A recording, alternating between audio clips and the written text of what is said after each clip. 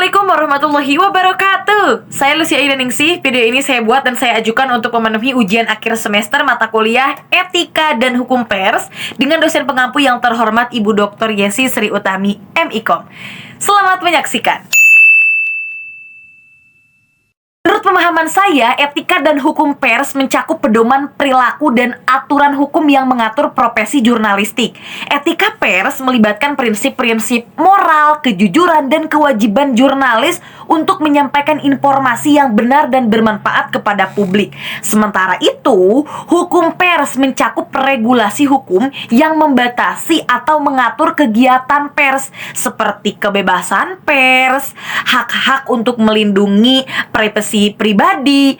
Intinya keduanya berperan penting untuk memastikan media ini beroperasi dengan integritas dan kejujuran ya. Kalau hukum pers itu melibatkan undang-undang yang berkaitan dengan media massa seperti undang-undang pers, undang-undang penyiaran, undang-undang perfilman dan lain sebagainya.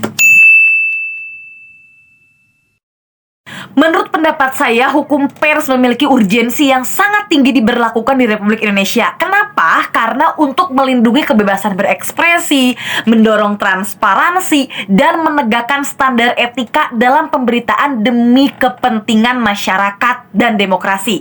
Berkaitan juga nih dengan negara Republik Indonesia yang menganut sistem demokrasi. Dalam era media konvergensi, jenis pelanggaran dapat mencakup pelanggaran hak cipta, pelanggaran privasi online, penyebaran berita palsu, dan pelecehan daring atau yang akrab dikenal sebagai online harassment ya. Pelanggaran hak cipta muncul karena konten dapat disalin dengan mudah teman-teman dan disebarluaskan melalui berbagai platform seperti media sosial ataupun aplikasi percakapan. Pelanggaran privasi online terjadi karena pertukaran informasi pribadi yang besar di lingkungan digital. Selanjutnya, penyebaran berita palsu melalui berbagai media menyebabkan kebingungan dan disinformasi ya, mengakibatkan disinformasi. Selanjutnya, online harassment termasuk perilaku tidak etis seperti pelecehan verbal ataupun penghinaan di platform media sosial ataupun fitur-fitur yang disediakan di media sosial. Menurut saya berikut adalah kejahatan ataupun pelanggaran yang sering terjadi, sering saya dapatkan juga di media internet. Yang pertama adalah pencurian identitas, yaitu penggunaan informasi pribadi seseorang tanpa izin untuk melakukan tindakan penipuan atau keuntungan pribadi ya. Yang kedua adalah phishing, yaitu upaya untuk memperoleh informasi sensitif seperti kata sandi, nomor kartu kredit, atau informasi keuangan lainnya dengan menyamar sebagai entitas terpercaya. Ya, harus hati-hati.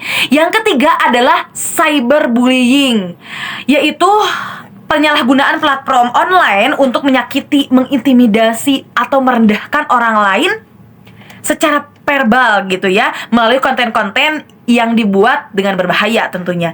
Yang keempat adalah penyebaran hoax ya. Ini memberikan informasi-informasi bohong, ya, informasi-informasi palsu, informasi-informasi yang tidak sesuai dengan kebenarannya. Menurut pendapat saya, penegakan hukum dalam media massa dapat dilakukan melalui beberapa cara yang sederhana. Yang pertama, pemerintah perlu memiliki regulasi yang jelas untuk mengatur perilaku media massa. Aturan ini dapat mencakup larangan terhadap berita palsu dan pembatasan terhadap pencemaran nama baik ataupun hal-hal negatif lainnya. Yang kedua, lembaga pengawas media independen dapat diaktifkan untuk memantau dan menilai konten media serta memberikan sanksi jika terdapat pelanggaran ya. Lembaga-lembaga yang sudah didirikan seperti KPI atau Dewan Pers ini harus tetap diaktifkan. Yang ketiga, peradilan dapat menjadi sarana bagi individu atau pihak yang merasa dirugikan untuk menuntut keadilan terkait publikasi yang merugikan. Dengan adanya pendekatan ini diharapkan dapat menciptakan lingkungan media yang lebih bertanggung jawab dan sesuai dengan norma hukum yang berlaku.